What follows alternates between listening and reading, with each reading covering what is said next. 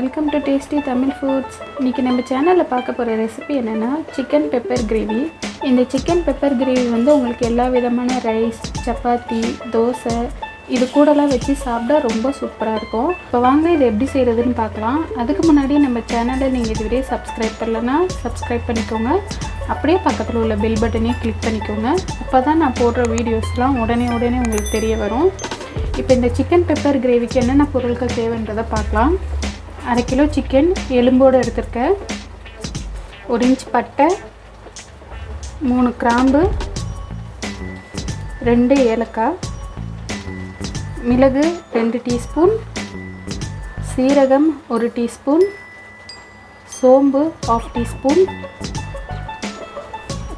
முழு தனியா 1 டீஸ்பூன், மஞ்சத்தூள் 1/2 டீஸ்பூன், கரம் மசாலா 1/2 டீஸ்பூன், இஞ்சி பூண்டு பேஸ்ட் 1 டேபிள் ஸ்பூன், 2 பெரிய சைஸ் வெங்காயம், அதை வந்து இந்த மாதிரி சின்னதாக வெட்டி வச்சுருக்கேன். 1 சின்ன சைஸ் தக்காளி. வெங்காயத்தோட தக்காளி குவான்டிட்டி கம்மியாக இருக்கணும். 2 பெரிய சைஸ் வெங்காயத்துக்கு ஒரே ஒரு சின்ன தக்காளி எடுத்துருக்கேன். கொத்தமல்லி தேவையான அளவு, எண்ணெய் 3 டேபிள் ஸ்பூன், உப்பு தேவையான அளவு. இப்போ வாங்க ஃப்ரெண்ட்ஸ் எப்படி செய்யலான்றதை பார்க்கலாம். இப்போ பாருங்கள், சிக்கன் பெப்பர் கிரேவி செய்கிறதுக்கு ஃபஸ்ட்டு ஒரு மசாலா பவுட்ரு வந்து நம்ம வறுத்து அரைச்சி ரெடி பண்ணிக்கணும். வறுக்கிறதுக்கு பேனை அடுப்பில் வச்சுட்டேன். பேன் நல்லா சூடாயிடுச்சு. இப்போ இதில் மிளகு, சோம்பு, சீரகம், தனியா இது எல்லாத்தையுமே அடுப்பு சிம்மில் வச்சுட்டு ஒரு 2லேருந்து 3 நிமிஷத்துக்கு நம்ம வறுத்து எடுத்துக்கலாம். பாருங்கள், இது நல்லா வறுப்பட்டுடுச்சு. இதெல்லாம் வறுப்பட்டோடனே நல்லா வாசனை வரும். அந்த வாசனை வந்தோடனே நீங்கள் வந்து அடுப்பு ஆஃப் பண்ணிவிடுங்க. நல்லா வறுப்பட்டுடுச்சு. இது நல்லா ஆறிட்ட பிறகு நம்ம மிக்சியில் போட்டு பவுட்ரு பண்ணிக்கணும். இப்போ இது நல்லா ஆறட்டும். இப்போ கிரேவி செய்கிறதுக்கு இந்த மாதிரி பேன் வச்சுருக்கேன். பேன் நல்லா சூடாயிடுச்சு. இதில் எண்ணெயும் நல்லா சூடாயிடுச்சு.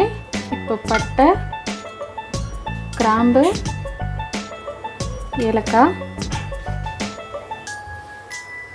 இதெல்லாம் நல்லா வெடிச்சதும் நம்ம வெட்டி வச்சுருக்க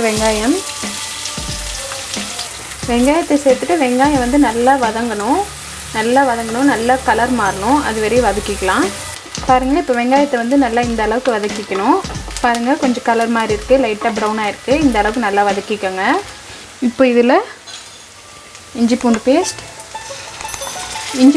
சேர்த்து அதோட பச்சை வாசனை போகிற வரையே வதக்கிக்கலாம். பாருங்கள், இஞ்சி பூண்டு பேஸ்ட் சேர்த்து நல்லா வதக்கியாச்சு. இப்போ இதில் தக்காளியை சேர்த்துட்டு ஒரு 2 நிமிஷத்துக்கு அடுப்பை மீடியம் ஹீட்டில் வச்சு வதக்கிக்கலாம். பாருங்கள், தக்காளி வதக்கியாச்சு. இப்போ நம்ம இதில் சிக்கனை சேர்த்துக்கலாம்.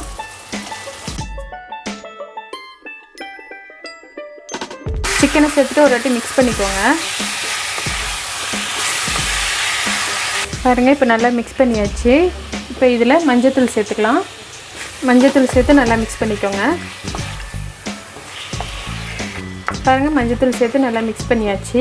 இப்போ இதை வந்து அடுப்பை மீடியம் ஹீட்டில் வச்சு ஒரு 3 நிமிஷத்துக்கு நம்ம அப்படியே வேக வச்சுக்கலாம். மூடி போட வேண்டாம், அப்படியே வேகட்டும். சிக்கன் வேகிற டைமில் நான் வந்து நம்ம முதல்ல வறுத்தோம் இல்லையா மசாலா, அது வந்து நல்லா ஆறிடுச்சு. நான் மிக்ஸி ஜாரில் மாற்றிக்கிட்டேன்.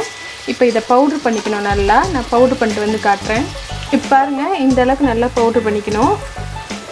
பாருங்கள், இவ்வளோ நைஸாக இருக்குது. இந்த அளவுக்கு நல்லா நைஸாக பவுட்ரு பண்ணிக்கோங்க. இப்போ பாருங்கள், சிக்கனை வந்து ஒரு 4 நிமிஷம் போல் அப்படியே வேக வச்சுக்கிட்டேன். இப்போ இதில் நம்ம பவுட்ரு பண்ண மசாலாவை சேர்த்துக்கலாம்.